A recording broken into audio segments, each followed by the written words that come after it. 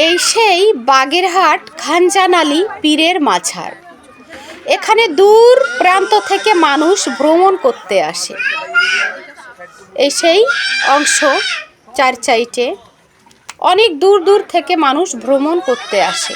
এবার আপনারা দেখবেন এই সেই দিঘির পাড়। এই নদীতে কুমির থাকে, বড় বড় মাছ থাকে। এখানে যার যেটা মনের আশা আসলে উপরাল্লাহ পূর্ণ করে দেয়। অনেক দূর থেকে মানুষ মান্যত করতে আসে, মান্যত করে যায়। আমি কিছু আমার একটা মনের আশা আছে, আমি মান্যত করে গেছি, এটা বলা যাবে না। এটা পূর্ণ হলে আমি সেই জিনিসটা দিয়ে যাব। আমার মনের আশাটা পূর্ণ হলে। এখন দেখতে থাকেন চার সাইডটা কত সুন্দর দেখছেন। আর তো এর কোনো শেষ নাই, অনেক দূর, সব তো তুলে ধরা যাচ্ছে না। এবার ভিতরে প্রবেশ করলাম। ভিতরে দেখেন কবর, অনেক পীর আমলদের কবর আছে। ঠিক আছে, এবার সুন্দর একটা জায়গায় চলে যাব। জায়গাটায় সেখানে হাতে যন্ত্রণা হলে, তারপরে এই যে নিচেই তেল ঝরতেছে দেখছেন, নিচে এই গম্বুজটাতে তেল ঝরতেছে, এই 3 খাতে কালো। এই তেল এখনও হাত দিলে তেলাক্ত হয়। যেখানে যেখানে যার যত জ্বালা যন্ত্রণা হবে সেখানে লাগাইলে সেরে যায়, এমন একটা জিনিস। এটা এখনও তেল ঝরে, এটা পীরের হাতে ছিল।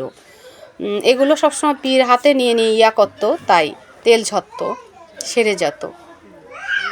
এই যে পীরের কবর দেখেন, আমি চারপাশ নিয়ে ঘুরতেছি, আবার গম্বুজটার কাছে আমি যাইতাছি, সেই তেল ঝরার কাছে।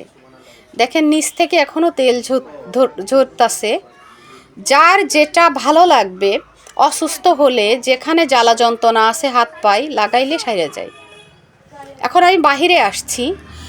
এই পীরের একটা শালিক ছিল, খুবই প্রিয় একটা শালিক, সেই শালিকের কবর আছে।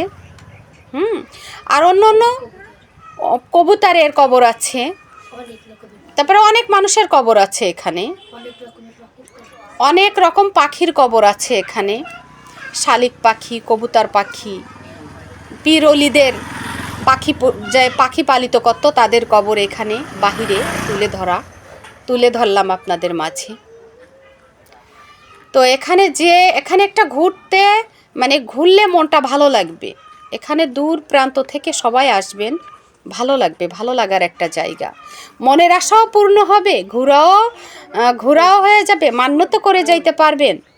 পূর্ণ হলে আপনারা এসে আবার তাদের খুশি মতো এখানে কিছু দিয়ে যাবেন, যেটা নিয়াত করবেন। আমি একটা জিনিস নিয়াত করেছি, আবারও বলছি, এটা বলা যাবে না। আর এই সেই দিঘির পাড়, এই সেই দিঘির পাড়ে আমি আসছি। এখানে কুমির থাকে, আমি নিচ পর্যন্ত যাই নাই। কুমির সবসময় আসে না, কুমির থাকলে আপনাদের মাঝে তুলে ধরতাম। কুমির সব ঘাটে আসে না, আমরা যে ঘাটে সেখানে কোনো কুমির পাই নাই। ঠিক আছে, এখানে সব প্রান্তর মানুষ আসে।